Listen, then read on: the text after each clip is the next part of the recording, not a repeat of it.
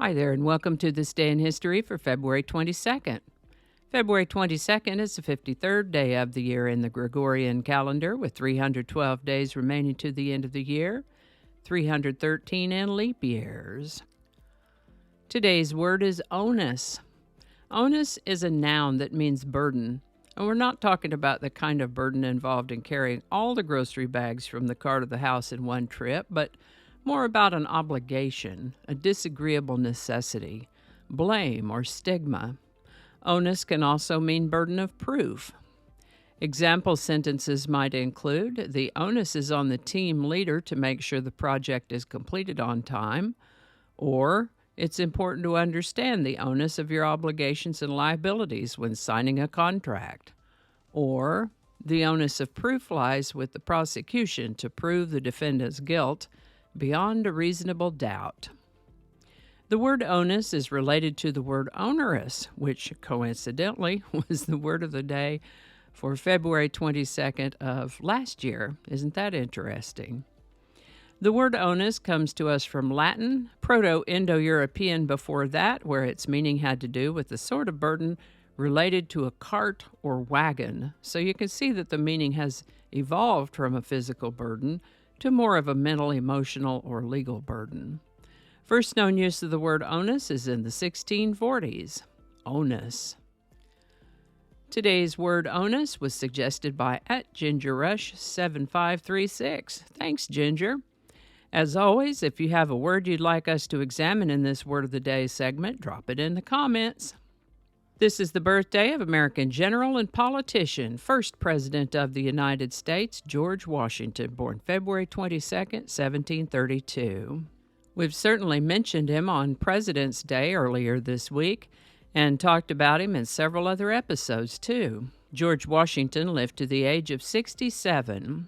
Several European countries, primarily Great Britain, France, and Spain, had had their ambitions set on the American continents since their discovery. The American colonists had successfully fought for and achieved independence from Britain in the 1700s, and by the 1800s, the chief parties staking claims to portions of North America were the United States, France, and Spain. The United States had acquired an area of some 828,000 square miles, or 2,140,000 square kilometers, or 530 million acres in the Louisiana Purchase of 1804, sending France home and leaving only Spain and the United States. That was mostly okay, except for border disputes between America and Spain along the Sabine River. Spain was further stressed by the fact that Mexico was rumbling for independence. Spain was getting tired, and this made them amenable to negotiation.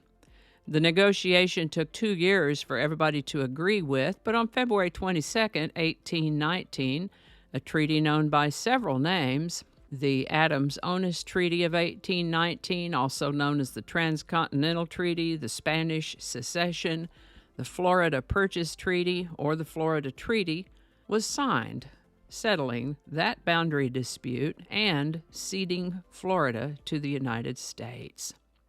On February 22, 1889, President Grover Cleveland signed the Enabling Act of 1889.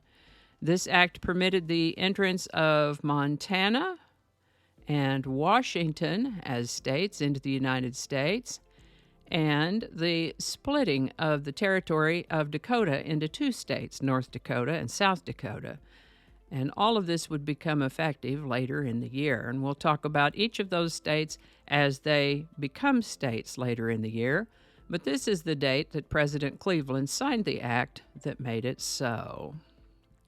This is the birthday of William Oliver Swofford, born February 22, 1945 in North Wilkesboro, North Carolina.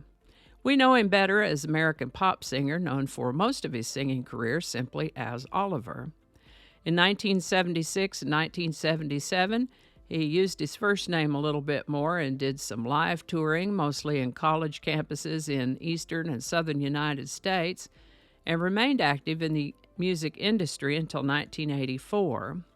He passed away in 2000 at the age of 54 and was posthumously inducted into the North Carolina Music Hall of Fame in 2010 and the Wilkes County, North Carolina Hall of Fame in 2016.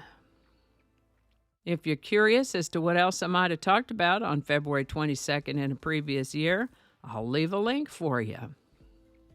Today's song is Good Morning Starshine by Oliver. Written by James Ratto, Jerome Ragney, and Galt McDermott, the song Good Morning Starshine was first introduced in the 1967 theater musical Hair. Several popular songs emerged from that musical, as did a 1979 feature film. Oliver released this version of the song in May of 1969, and it did very well in the charts, making it on to the Billboard Hot 100. The song has been covered by a number of artists, both live and in recordings. Do be advised that some of those words that you can't quite understand are simply nonsensical filler words, so no need to overanalyze it. It's just a delightful, happy song with nice harmonies. Good Morning Starshine by Oliver. Link in the description. Alrighty, thank you so much for watching. Consider subscribing if you haven't already. Feel free to share this video with a link in your email, messaging, or social media.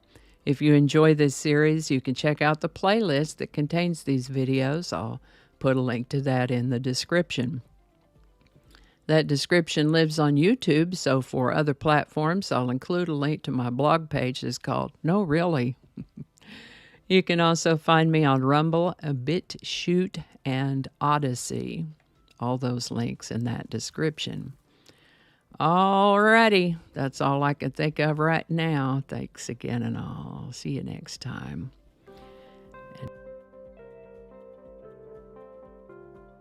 This is the birthday. I didn't get that. Could you try again? I wasn't talking to you. Me and my mouth. John, are you kidding me? Okay, hold on. We got to make that be quiet. You got to read the black part.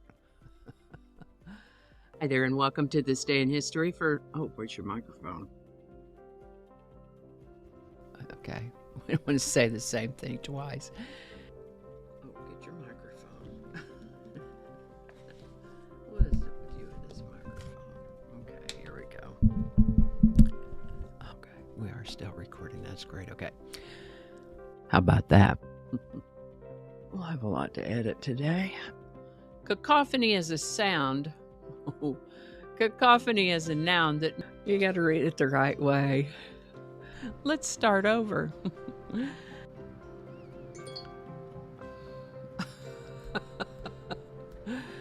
It's 8 o'clock, so all of the reminders are going to be dinging. I forgot to turn those off.